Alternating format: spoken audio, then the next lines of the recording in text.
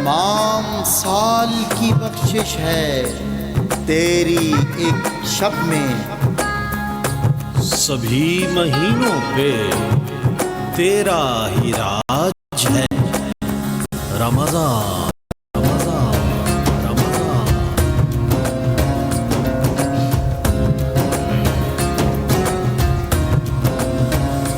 رحمتوں کا مہینہ، عظمتوں کا سفینہ، زندگی کا قرینہ، روح مکہ مدینہ، آدمی کو بناتا ہے یہ انسان۔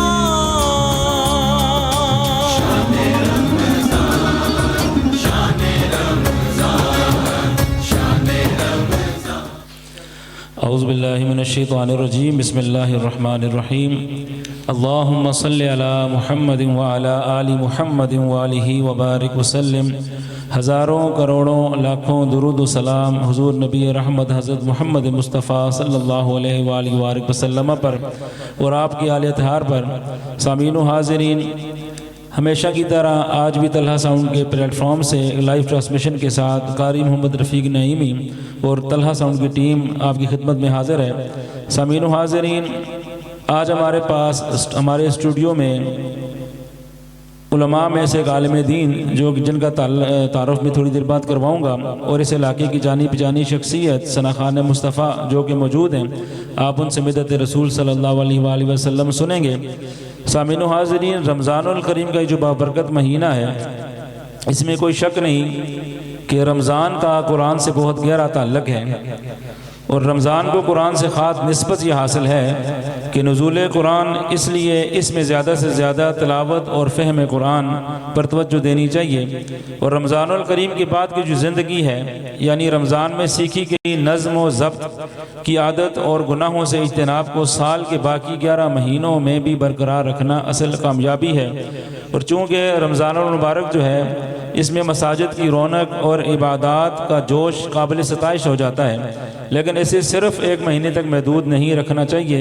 ہمیں چاہیے کہ اس بابرکت مہینے کی قدر کریں اور اپنی آخرت کو سنوارنے کی کوشش کریں۔ رب تعالیٰ سے دعا کہ اللہ تبارک و تعالیٰ رمضان الکریم کی جو بابرکت ساعتیں ہم سے گزر رہی ہیں، ان کا ادب و احترام کرنے کی توفیق عطا فرمائے۔ تو سامعین و حاضرین، میں نے شروع میں آپ سے کہا تھا کہ آج ہمارے پاس علماء میں سے ایک عالم نبیل فاضل جلیل حضرت علامہ مولانا تنویر احمد نقشبندی صاحب جو کہ ایبٹ آباد سے تشریف لائے۔ میں ان کا بہت بہت شکریہ ادا کرتا ہوں، بہت زیادہ مشکور ہوں ان کا کہ انہوں نے اپنے قیمتی ٹائم میں سے ہمارے لیے ٹائم نکالا۔ رب تعالیٰ ان کا آنا اپنی برگاہ میں قبول و منظور فرمائے۔ اور ان کے ساتھ ہی ہمارے پاس اس علاقے کی عظیم الشان ایک عظیم ثنا خان مصطفیٰ صلی اللہ علیہ وآلہ وسلم جناب محمد عبداللہ چشتی صاحب تشریف فرمائیں۔ انشاءاللہ ہم ان سے بھی نعت رسول مقبول صلی اللہ علیہ وآلہ وبارک وسلم سنیں گے۔ تو سامعین و حاضرین، بلا تمہید ٹائم کو ضائع کیے میں انشاءاللہ تلاوت کلام الہی سے اس بابرکت ٹرانسمیشن کا آغاز کرتا ہوں۔ درود پاک پڑھیے۔ اللہم صلی وسلم وزد وبارک علی رسول اللہ وآلہ الاطہار، علی رسول اللہ وأصحابه الأخيار۔ أعوذ بالله من الشيطان الرجيم،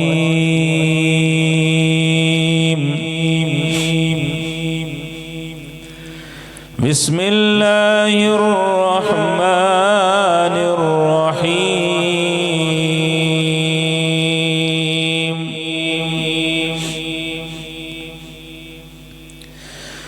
يا أيها الإنسان ما غرك بربك الكريم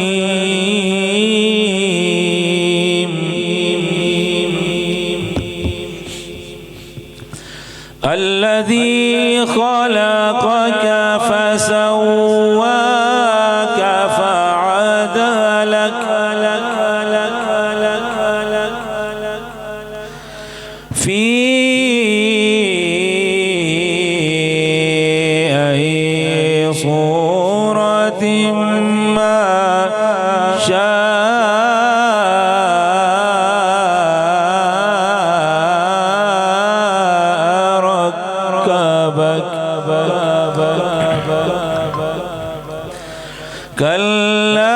بل تكذبون بالدين وإن عليكم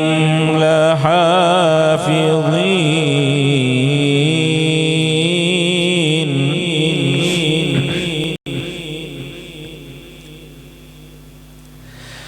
كلا بل تكذبون بالدين وإن عليكم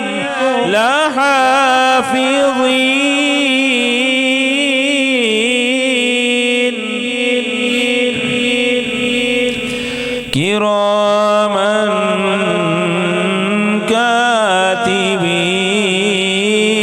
كاتبين يعلمون ما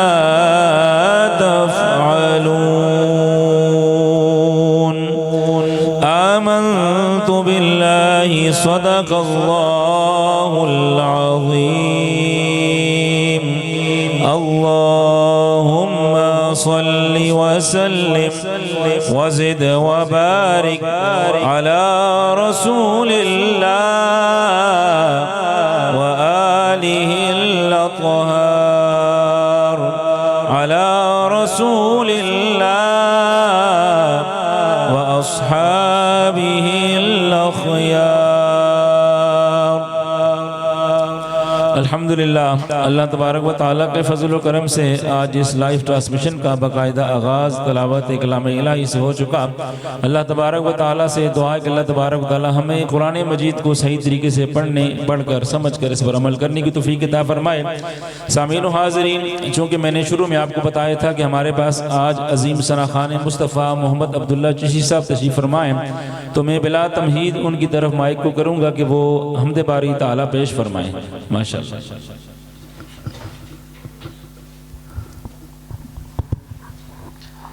بسم اللہ الرحمن الرحیم السلام علیکم ورحمۃ اللہ وبرکاتہ تمام سامعین کرام کی خدمت میں سلام عرض کرنے کے بعد میں انتہائی شکر گزار ہوں محترم جناب علامہ قاری رفیق احمد نعیمی صاحب کا کہ جنہوں نے مجھ بندہ ناچیز کو یہاں پر مدعو کیا معزز سامعین کرام آج آپ کی سماعتوں تک حمد باری تعالی نعت پاک اور منقبت پیش کرنے کی سعادت حاصل کروں گا صلی اللہ علیہ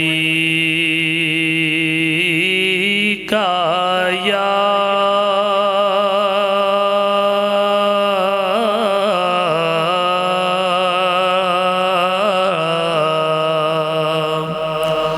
رسول اللہ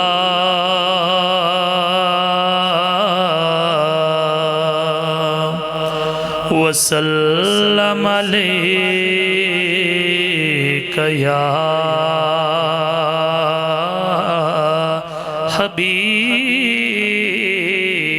حبیب اللہ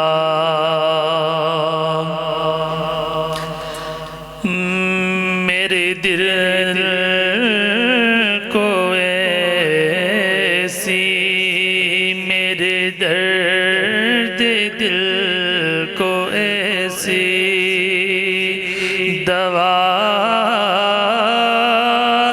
دے میرے مولا میرے درد دل کو ایسی دوا دے میرے مولا میری ہر دعا کو بااثر بنا دے میرے مولا میری ہر دعا کو بااثر بنا دے میرے مولا کبھی تیری یاد میں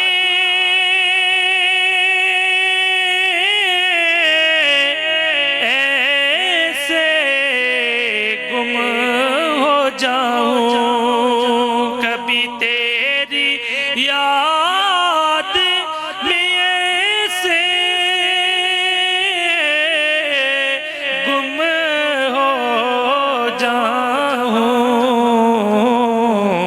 کہ تو مجھے خود سے، کہ تو مجھے خود سے ملا دے میرے مولا، میرے درد دل کو ایسے دوا دے میرے مولا، میرے درد دل کو ایسے بھول کر بھی نہ آئے،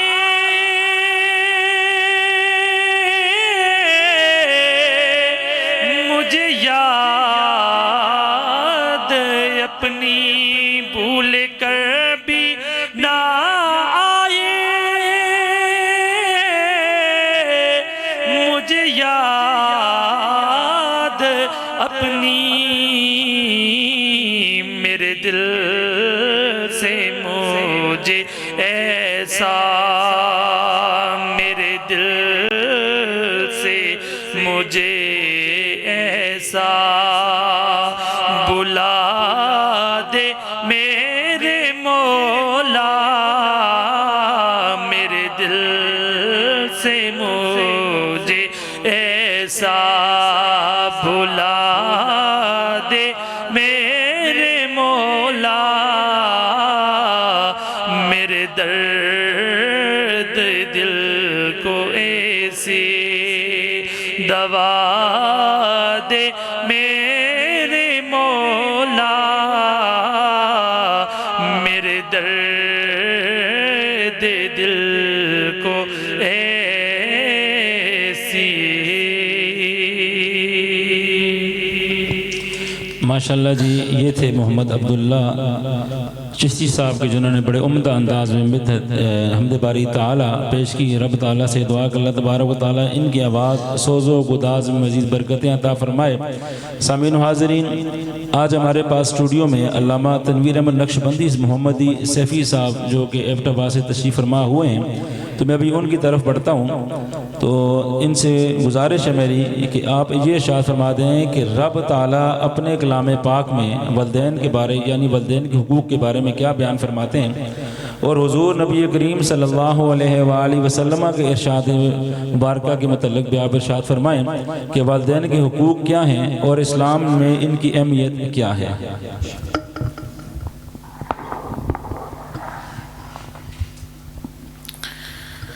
اعوذ باللہ من الشیطان الرجیم، بسم اللہ الرحمن الرحیم، صلو علی الحبیب، الصلاة والسلام علیکہ یا رسول اللہ وعلا آلکہ و اصحابکہ یا حبیب اللہ۔ تمام حاضرین و ناظرین کو السلام علیکم ورحمۃ اللہ وبرکاتہ۔ میں انتہائی عزتوں کے لائق زینت القرآن فخر القرآن حضرت قبلہ کاری محمد رفیق نہیمی چشتی صاحب کا شکر گزار ہوں کہ آپ نے ماہ رمضان المبارک کے اندر اتنی پیاری اور خوبصورت ٹرانسمیشن کا اہتمام کیا، اور میں آپ کو اور آپ کی جملہ ٹیم کو میں مبارکباد پیش کرتا ہوں۔ اللہ کریم آپ کی اس جمیل سیہ کو اپنی بارگاہ کے اندر قبول اور منظور فرمائے۔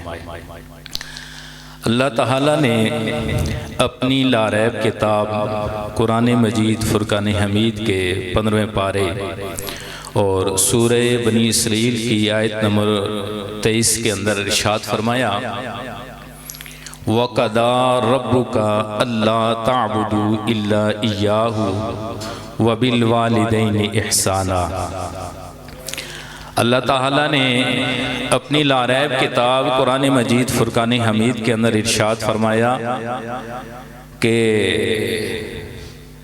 حکم فرمایا کہ میری عبادت کرو اور اپنے والدین کے ساتھ احسان کرو، اور پھر فرمایا کہ جب تمہارے ماں باپ بوڑھے ہو جائیں یا کہ ان میں سے کوئی ایک بوڑھا ہو جائے تو فرمایا کہ ان کے آگے اف تک بھی نہ کرو۔ حضور نبی کریم صلی اللہ علیہ وآلہ وسلم نے اپنی زندگی کے اندر ماں باپ کا ادب و احترام کر کے اپنی امت کو بتایا کہ جو بندہ اپنے ماں باپ کا فرما بردار ہے، جو بندہ اپنے ماں باپ کا تابعدار ہے، جو شخص اپنے ماں باپ کا ادب و احترام کرتا ہے، فرمایا کہ میں بھی اس سے راضی ہوں اور میرا خدا بھی اس سے راضی ہوتا ہے۔ اور پھر حضور نبی کریم صلی اللہ علیہ وآلہ وسلم میں ایک مرتبہ ایک مقام پر گوشت تقسیم فرما رہے تھے۔ فرماتے ہیں کہ صحابہ بھی آپ کے ہاں موجود تھے۔ حضور نبی کریم صلی اللہ علیہ وآلہ وسلم گوشت تقسیم فرماتے فرماتے یکدم بعد کھڑے ہو گئے۔ صحابہ کرام رضوان اللہ تعالی علیہم اجمعین بھی کھڑے ہو گئے۔ فرماتے ہیں کہ اتنے میں کیا دیکھا ہے، ایک ضعیف بزرگ خاتون تشریف لائیں۔ حضور نبی کریم صلی اللہ علیہ وآلہ وسلم نے اپنی چادر کو نیچے بچھا دیا اور ان خاتون کو حکم فرمایا اور فرمایا کہ آپ یہاں پر تشریف رکھیں اور بیٹھ جائیں۔ آپ وہاں پر بیٹھ گئے۔ حضور نبی کریم صلی اللہ علیہ وآلہ وسلم آپ کے ساتھ گفتگو فرماتے رہے اور فرماتے ہیں کہ تحفہ طائف پیش کرنے کے بعد آپ کو رخصت کیا۔ فرماتے ہیں کہ جب تک حضور نبی کریم صلی اللہ علیہ وآلہ وسلم کی آنکھوں کے سامنے وہ مائی صاحبہ رہیں تو آپ بعد کھڑے ہو کر ان کو دیکھتے رہے، تب تک جب تک آپ کی آنکھوں سے آپ اوجل نہیں ہو گئے۔ صحابہ کرام رضوان اللہ تعالی علیہم اجمعین نے فرمایا یا رسول اللہ، یا حبیب اللہ، اتنی عظمتوں والی یہ مائی صاحبہ کون ہے کہ جن کے استقبال کے لیے، جن کے ادب و احترام کے لیے آپ کھڑے ہوئے ہیں؟ تو حضور نبی کریم صلی اللہ علیہ وآلہ وسلم نے فرمایا کہ یہ میری رضائی والدہ ہے۔ کیا بات، یعنی کہ گویا کہ حضور نبی کریم صلی اللہ علیہ وآلہ وسلم نے اپنی رضائی والدہ کا ادب و احترام کر کے بتایا کہ اگر میں اپنی رضائی والدہ کا اتنا ادب و احترام کرتا ہوں تو جو میری ماں ہے تو میں اس کا کتنا ادب و احترام کرتا ہوں گا۔ فرماتے ہیں کہ حضرت ابن عباس رضی اللہ تعالی عنہ کی ایک حدیث مبارکہ ہے۔ فرماتے ہیں کہ 3 شخص ایسے ہیں جن کو کل قیامت والے دن شدید قسم کا عذاب ہوگا۔ فرمایا کہ ان میں سے وہ 3 شخص کون ہیں؟ فرمایا کہ ان میں سے ایک تو وہ ہے کہ جس نے نبی کو قتل کیا ہوگا۔ استغفر اللہ ثم استغفر اللہ۔ فرمایا سب سے پہلا شخص وہ ہے کہ جس نے کسی نبی کو قتل کیا ہوگا، اس کو قیامت والے دن سخت ترین عذاب ہوگا۔ اور فرمایا دوسرا شخص وہ ہے کہ جس نبی نے کسی شخص کو قتل کیا ہوگا، شخص کو بھی شدید ترین عذاب ہوگا۔ اور پھر حضور نبی کریم صلی اللہ علیہ وآلہ وسلم نے فرمایا کہ تیسرے نمبر پر وہ شخص ہے کہ جس نے اپنے ماں باپ کو قتل کیا ہوگا۔ کتنا بدبخت اور بدترین شخص وہ ہے کہ جس نے اپنے ماں باپ کو قتل کیا۔ اور حضور نے فرمایا کہ کل قیامت والے دن اس کو شدید ترین عذاب ہوگا۔ اور فرماتے ہیں کہ حضور نبی کریم صلی اللہ علیہ وآلہ وسلم نے فرمایا کہ جو شخص بھی اپنی ماں کو یا کہ اپنے باپ کو نظر رحمت کے ساتھ ایک مرتبہ دیکھتا ہے تو اللہ تعالیٰ اس کو ایک مقبول حج کا ثواب عطا فرماتے ہیں۔ صحابہ نے فرمایا کہ یا رسول اللہ، یا حبیب اللہ، کوئی 1 مرتبہ، کوئی 2 مرتبہ یا 3 مرتبہ دیکھتا ہے تو پھر قربان جائیں حضور نبی کریم صلی اللہ علیہ وآلہ وسلم پر۔ حضور نبی کریم صلی اللہ علیہ وآلہ وسلم نے فرمایا میرے صحابہ، آپ 1 2 3 کی بات کرتے ہیں، اگر کوئی شخص محبت کے ساتھ اپنے ماں باپ کو 100 مرتبہ بھی اگر دیکھتا ہے تو اللہ تعالیٰ اس کو 100 مقبول عمروں کا حج کا ثواب عطا فرما دیتے ہیں۔ کیا بات، ماشاءاللہ۔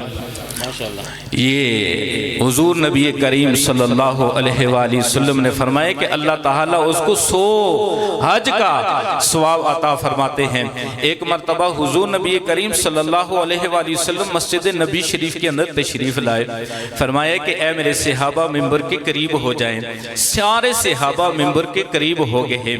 فرماتے ہیں کہ حضور نبی کریم صلی اللہ علیہ وآلہ وسلم نے ممبر کی پہلی سیڑھی پر قدم رکھا تو فرمایا آمین، دوسری سیڑھی پر قدم رکھا تو فرمایا آمین، تیسری سیڑھی پر قدم رکھا تو فرمایا آمین۔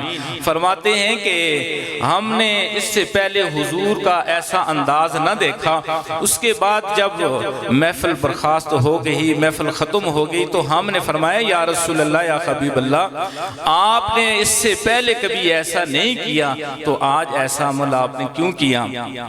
تو حضور نبی کریم صلی اللہ علیہ وآلہ وسلم نے فرمایا اے میرے صحابہ، میں نے جب ممبر کی پہلی سیڑھی پر قدم رکھا تو جبریل امین میرے سامنے ہو گئے ہیں، اور فرمایا یا رسول اللہ، یا حبیب اللہ، ہلاک اور برباد ہو جائے وہ شخص، خاک آلود ہو جائے وہ شخص جو ماہ رمضان المبارک کا مہینہ پائے اور اپنی بخشش نہ کروا سکے۔ حضور نبی کریم صلی اللہ علیہ وسلم نے فرمایا کہ آمین۔ آپ فرماتے ہیں کہ میں نے جب دوسری سیڑھی پر قدم رکھا، جبریل امین علیہ السلام پھر میرے سامنے آگے ہیں، فرمایا یا رسول اللہ، یا حبیب اللہ، خاک آلود ہو جائے وہ شخص جو آپ کا نام نامی سنے اور آپ پر درود نہ بھیجے۔ آپ فرماتے ہیں کہ میں نے کہا آمین۔ آپ فرماتے ہیں کہ جب میں نے ممبر کی تیسری سیڑھی پر قدم رکھا، جبریل امین علیہ السلام پھر میرے سامنے آگے ہیں اور فرمایا یا رسول اللہ، یا حبیب اللہ، ہلاک اور برباد ہو جائے وہ شخص جو اپنے ماں باپ کو بڑھاپے کی عمر میں پائے، ان کی خدمت کر کے جنت کو نہ پا سکے، اور فرمایا کہ میں نے آمین۔ یعنی کہ حضور نبی کریم صلی اللہ علیہ وآلہ وسلم نے آمین کہا کہ اے اللہ اس دعا کو قبول فرما۔ جبریل امین علیہ السلام دعا کر رہے ہیں اور فرما رہے ہیں کہ یا رسول اللہ، یا حبیب اللہ، ہلاک اور برباد ہو جائے وہ شخص، خاک آلود ہو جائے وہ شخص جو اپنے ماں باپ کو بڑھاپے کی عمر میں تو پائے اور ان کی خدمت کر کے جنت کو نہ پا سکے۔ تو حضور نے فرمایا کہ آمین۔ آپ یقین جانیے، آپ کہیں کہ آمین، اے اللہ قبول فرما، میں کہوں آمین، اے اللہ قبول فرما، شاید کہ یہ دعا قبول ہو نہ ہو، مگر حضور نبی کریم صلی اللہ علیہ وآلہ وسلم کی ذات مبارکہ ہے جن کے لیے اس کل کائنات کو بنایا گیا۔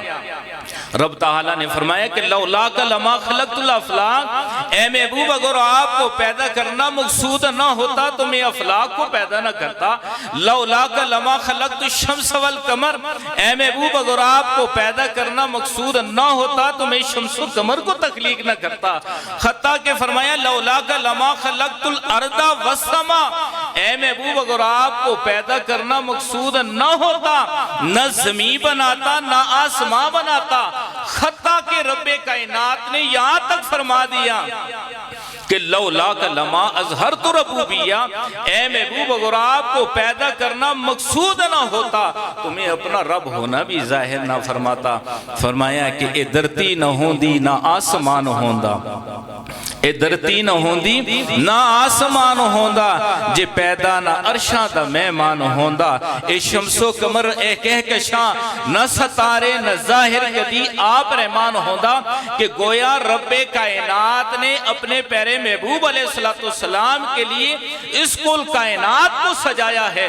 اور حضور نبی کریم صلی اللہ علیہ وآلہ وسلم جبریل امین کی دعا پر آمین کہہ رہے ہیں، اے اللہ قبول فرما۔ تو گویا کہ حضور نبی کریم صلی اللہ علیہ وآلہ وسلم کی دعا وہ ضرور بضرور قبول ہوگی ہی، اور ان لوگوں کو خبردار ہونا چاہیے کہ جو لوگ اپنے ماں باپ کی نافرمانی کرتے ہیں، ان کی بے ادبی اور احترام نہیں کرتے، ان کو احترام کرنا چاہیے۔ حضور نبی کریم صلی اللہ علیہ وآلہ وسلم کے فرمان کے اوپر عمل کرنی چاہیے۔ اللہ کی بارگاہ میں دعا ہے کہ اللہ تعالی ہمیں سن سنا کر عمل کرنے کی توفیق عطا فرمائے۔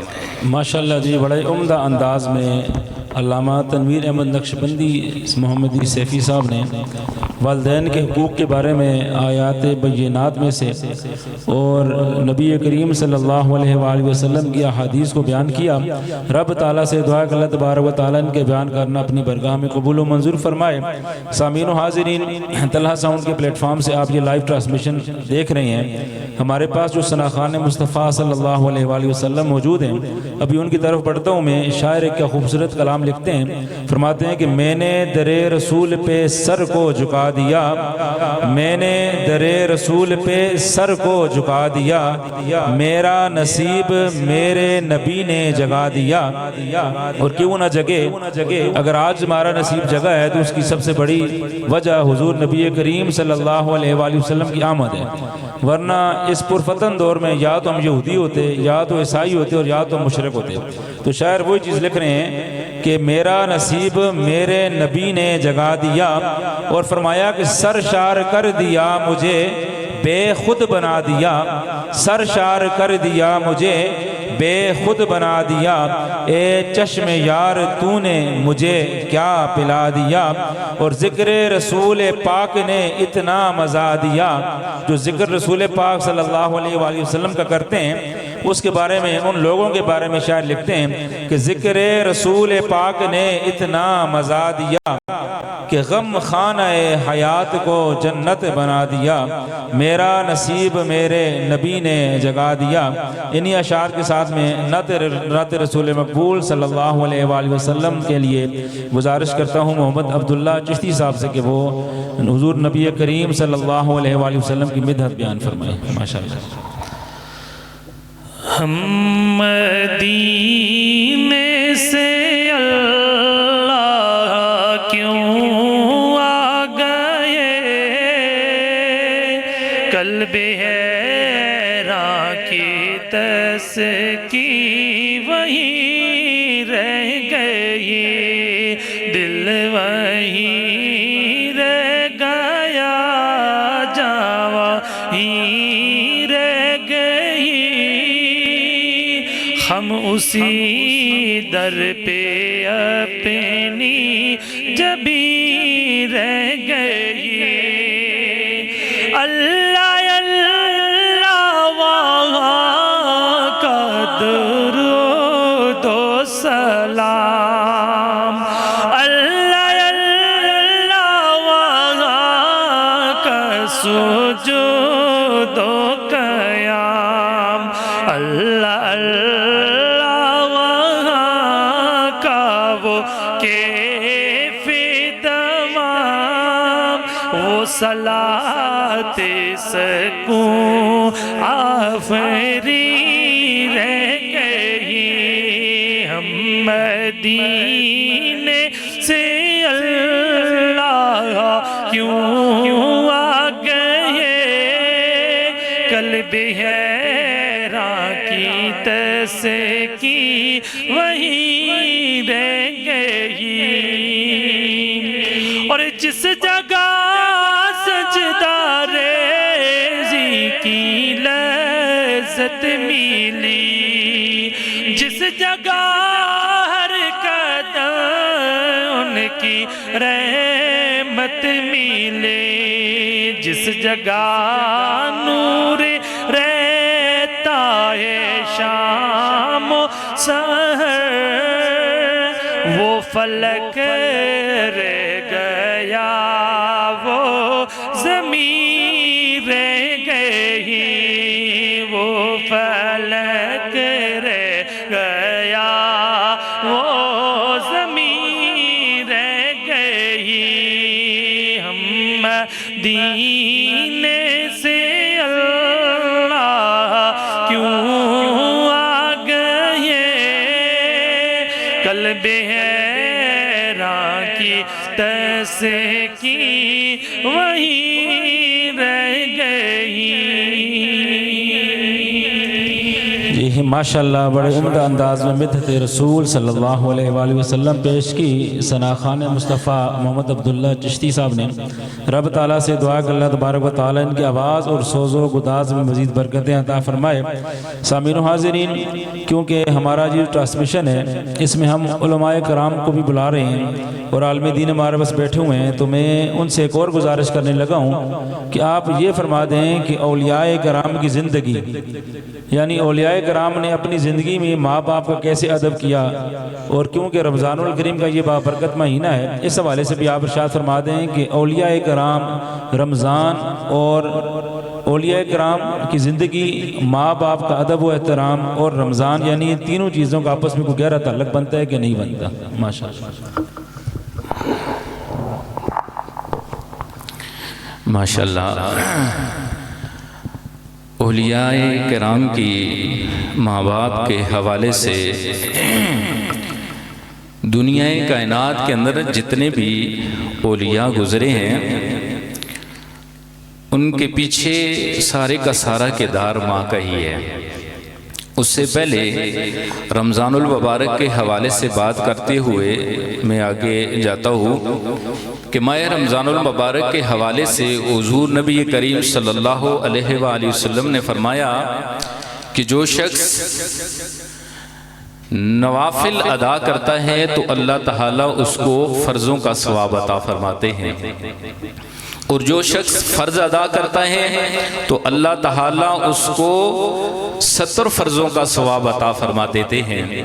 اور فرمایا کہ جو شخص ایک لفظ قرآن پاک پڑھتا ہے، الف لام اور میم، فرمایا کہ اس کو 30 نیکیاں ملتی ہیں، ایک لفظ کے بدلے 10 نیکیاں، ایک لفظ کے بدلے 10 نیکیاں ملتی ہیں، اور 3 لفظوں کے بدلے 30 نیکیاں ہو گئی ہیں۔ اور پھر فرمایا کہ جب ماہ رمضان المبارک کا مہینہ شروع ہو جاتا ہے تو فرمایا کہ ایک لفظ کے بدلے میں اللہ تعالیٰ اس کو 70 نیکیاں عطا فرما دیتے ہیں۔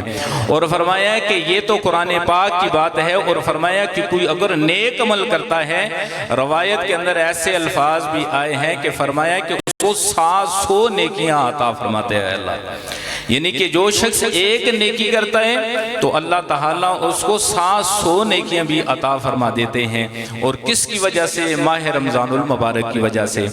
ماہ رمضان المبارک کے اندر حضور پیران پیر شیخ عبدالقادر جیلانی الحسنی والحسینی رحمت اللہ تعالی، آپ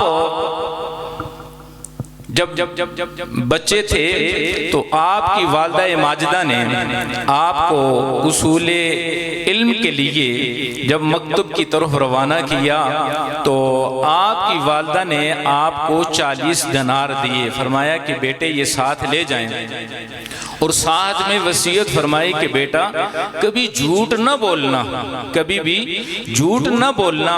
فرماتے ہیں کہ وہ سے پاک نے وہ 40 دینار لیے اور سفر کی طرف روانہ ہو گئے ہیں۔ راستے میں چوروں نے آپ کو لوٹ لیا۔ ایک چور آپ کے پاس آیا اور فرمایا کہ بتاؤ تمہارے پاس کیا ہے؟ تو وہ سے پاک فرمانے لگے کہ میرے پاس 40 دینار ہیں، کیونکہ آپ تو بچے تھے۔ تو وہ چور، وہ ڈاکو آپ کی اس بات کو مذاق سمجھ کر آگے چل گیا۔ فرماتے ہیں کہ پھر قافلے والوں میں سے ایک اور شخص آیا، اس نے آ کر کہا کہ تمہارے پاس کیا ہے؟ باقی سارے قافلے کو لوٹ لیا۔ وہ سپاہ کے پاس جب دوبارہ آئے تو فرمایا کہ آپ کے پاس کیا ہے؟ تو وہ کہنے لگے 40 دینار ہیں۔ جب تلاشی لی گئی تو نہ ملے۔ فرمایا کہ کہاں ہیں تمہارے 40 دینار؟ اور قافلے کے وہ چوروں کے جو سردار تھا وہ بھی آ گیا، اس کو بلایا گیا۔ فرمایا کہ بتائیے کہ آپ کے پاس کہاں ہے 40 دینار؟ تو آپ نے وہ 40 دینار جو آپ کے پاس سیے ہوئے تھے تو وہ نکال کر دکھائے۔ فرمایا کہ مجھے اے بیٹے یہ بتا کہ اگر تو جھوٹ بھی بول لیتا تو ہم تمہارے سے تلاشی تو نہ لیتے، تمہارے اوپر سختی نہ کرتے، تمہاری جان بھی بچ جاتی اور تمہارا مال بھی بچ جاتا، تم نے ایسے کیوں بتایا؟ تو قربان جائیں غوث پاک رضی اللہ تعالی عنہ پر آپ فرمانے لگے کہ میں جب گھر سے نکلا تو میری ماں نے کہا تھا کہ بیٹا کبھی جھوٹ نہ بولنا. فرمایا کہ میں نے اپنی ماں کی لاج رکھی ہے, مجھے میری ماں نے وصیت کی تھی تو میں نے اس کی لاج رکھی ہے. تو وہ چوروں کا جو سردار تھا وہ کہنے لگا کہ اگر اس بچے کو اپنی ماں کی بات کا اتنا حیا ہے تو کیا ہمیں اپنے رب کی بات پر حیا نہیں کرنا چاہیے؟ تو چوروں کے اس سردار نے توبہ استغفار کیا, کلمہ پڑھا, مسلمان ہوا اور آپ کا غلام بھی ہوا, اور سارے قافلے والے جو ہیں نا وہ مسلمان ہوئے اور نیک وہ لوگ بنے. ایسے ہی حضرت سیدنا شیخ عبدالقادر جیلانی رضی اللہ تعالیٰ عنہ نے اپنی زندگی کو گزارا, اور ایسے ہی حضرت بایزید بستامی رحمت اللہ تعالیٰ کے بارے میں بھی فرماتے ہیں کہ آپ کی بھی جو ہے نا آپ کی والدہ نے آپ کو پروان چڑھایا. ایسے ہی سلطان بہو رحمت اللہ تعالیٰ کے پیچھے بھی ماں کا سارا کردار ہے. جتنے بھی اللہ کے ولی گزرے ہیں ان کے پیچھے صرف اور صرف ماں کا ہی کردار ہے. جس بندے نے بھی اپنے ماں باپ کا ادب و احترام کیا ہے اللہ تعالیٰ نے اس کو عروج اور برکتیں اور کامیابیاں ہی عطا فرمائی ہیں.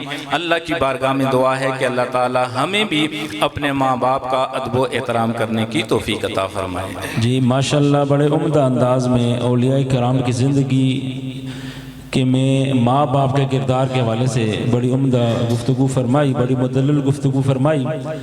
کیونکہ علامہ صاحب جب یہ بات کر رہے تھے حضرت غوث اعظم رضی اللہ تعالیٰ عنہ کے حوالے سے, تو ان کے والد کے حوالے سے ایک بڑا مشہور واقعہ بھی ہے کہ وہ سیب کا انہوں نے دانہ جو کھا لیا تھا, اور بعد میں وہ سیب کی وجہ سے پھر وہ مالک کے پاس گئے تو مالک نے پھر ان پہ 3-4 شرائطیں رکھ لیں, اور وہیں سے پھر آپ جانیے لمبا ایک واقعہ ہے.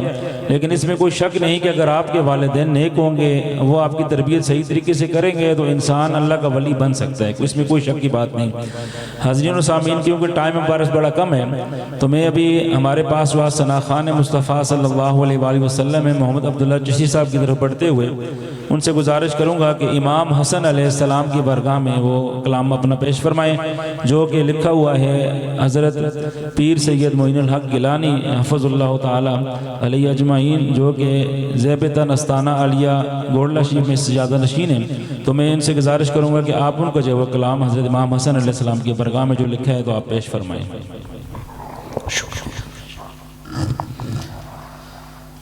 آتے ہیں رشک شمس و قمر یا حسن, آتے ہیں رشک شمس و قمر یا حسن, آپ رحمت کی روشن سحر یا حسن, آپ رحمت کی روشن سحر یا حسن. ہے سوالی تیرے در کے سب عط کیا, ہے سوالی تیرے در کے سب عط کیا, ہے سوالی تیرے در کے سب عط کیا. آپ ولیوں کے ہیں تاجور یا حسن, آپ ولیوں کے ہیں تاجور یا حسن, آپ ہیں رشک شمس و قمر یا حسن.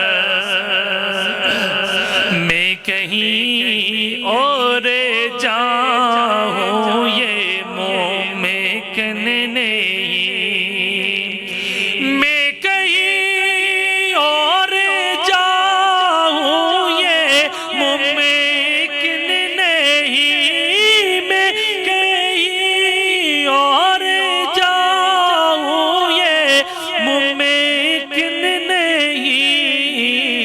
آستاں آپ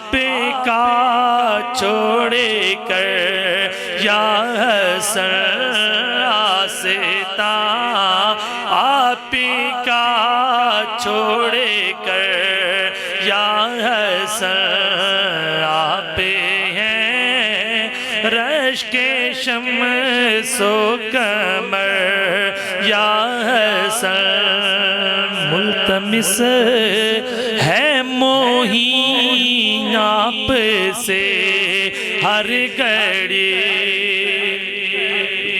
ملتمس ہے موہین آپ سے ہر گھڑی ملتمس ہے موہین آپ سے ہر گھڑی ایک نظر یا حسن ایک نظر یا حسن آپ ہیں رشک شمس و قمر یا حسن آپ رحمت کی روشن سحر یا حسن آپ ہیں رشک شمس و قمر یا حسن جی ماشاءاللہ بڑے عمدہ انداز میں محمد عبداللہ چشتی صاحب امام حسن علیہ السلام کی بارگاہ میں منقبت پیش فرما رہے تھے، اور کلام تھا پیر سید معین الحق گیلانی مدظل العالی آستانہ عالیہ گوڑلہ شریف۔ کیا عمدہ آپ نے کلام لکھا۔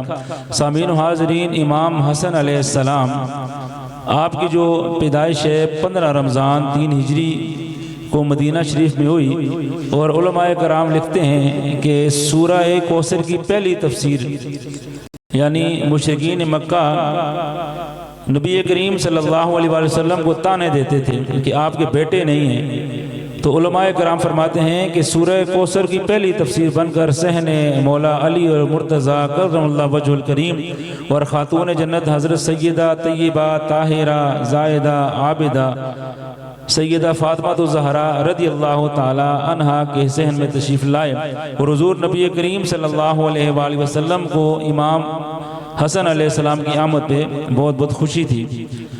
ہم تمامی حضرات کو چاہیے جہاں تک میری آواز کو سنا جا رہا ہے کہ اہل بیت سے جو ہے وہ اپنا عقیدت اور ایمان جو ہے مضبوط کر لیں، اس میں کوئی شک نہیں کہ اہل بیت ہمارے جو ہے بیڑے کو وہ پار لگائیں گے۔ سامعین و حاضرین، ہمارے آج اس مجلس کی لائیو ٹرانسمیشن کی آخری گھڑیاں ہیں، تو ہمارے پاس آج ایک ثنا خان مصطفیٰ جو کہ ایبٹ آباد سے تشریف فرما ہوئے ہیں حضرت علامہ مولانا تنویر احمد نقشبندی صاحب کے ساتھ، تو میں ان سے گزارش کروں گا کہ وہ آئیں، آ کر وہ بھی اپنی حاضری پیش فرما لیں۔ محمد اویس صاحب ایبٹ آباد۔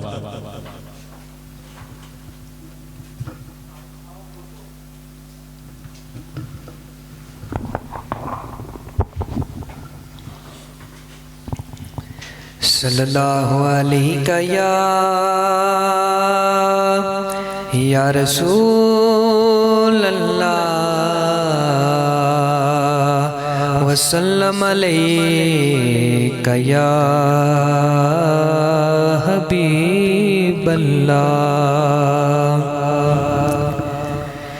آنکھوں کا تارا نام محمد، دل کا اجالا نام محمد، صلی اللہ علیہ وسلم، صلی اللہ علیہ وسلم۔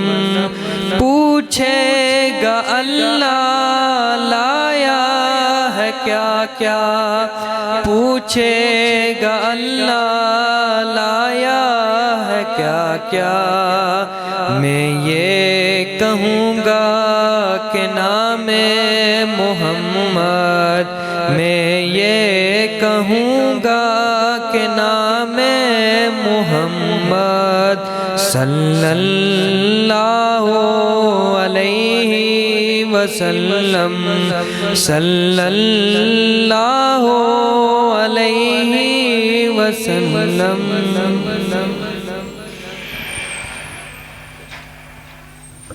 جی ماشاءاللہ یہ تھے محمد اویس صاحب ایبٹ آباد سے کہ جنہوں نے بڑے عمدہ انداز میں حضور نبی کریم صلی اللہ علیہ وآلہ وسلم کی مدد بیان فرمائی۔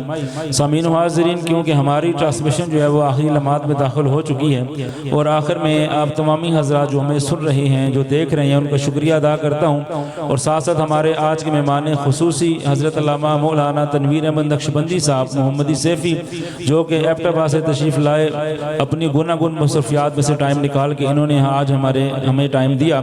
رب تعالیٰ سے دعا ہے کہ اللہ تبارک و تعالیٰ ان کا آنا اپنی برگاہ میں قبول و منظور فرمائے، اور ان کا میں اپنی طرف سے اور اپنی ٹیم کی طرف سے بہت زیادہ مشکور ہوں۔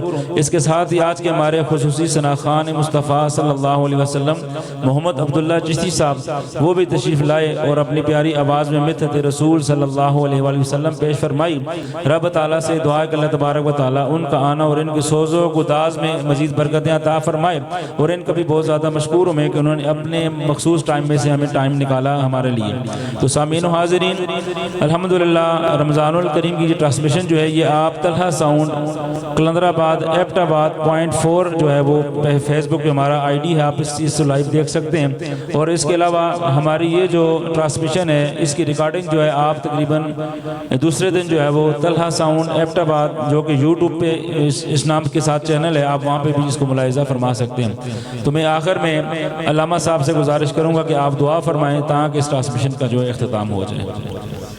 آمین۔ اللہم صلی وسلم وبارک علی سیدنا و مولانا محمد طب القلوب و دوائها وعافیت الابدان و شفائها و نور الابصار و ضیائها وعلا آلہ و اصحابہ و اطرتہ بعدد کل معلوم لک۔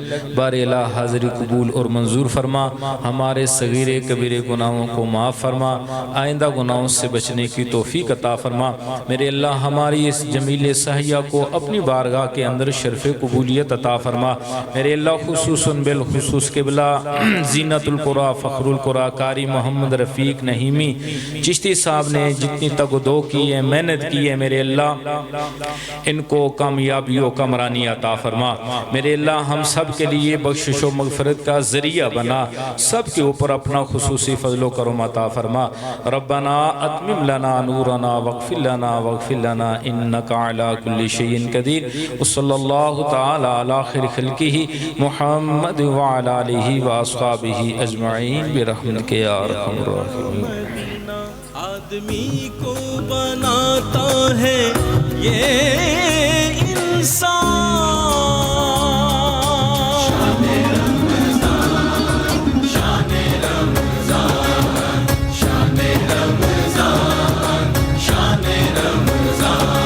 ہے مومنوں کے دل کا اجالا شان رمضان، ہے مومنوں کے دل کا اجالا شان رمضان، ہے سارے مہینوں سے ہے سارے مہینوں سے نرالا شان رمضان، ہے مومنوں کے دل کا اجالا شان رمضان، شان رمضان۔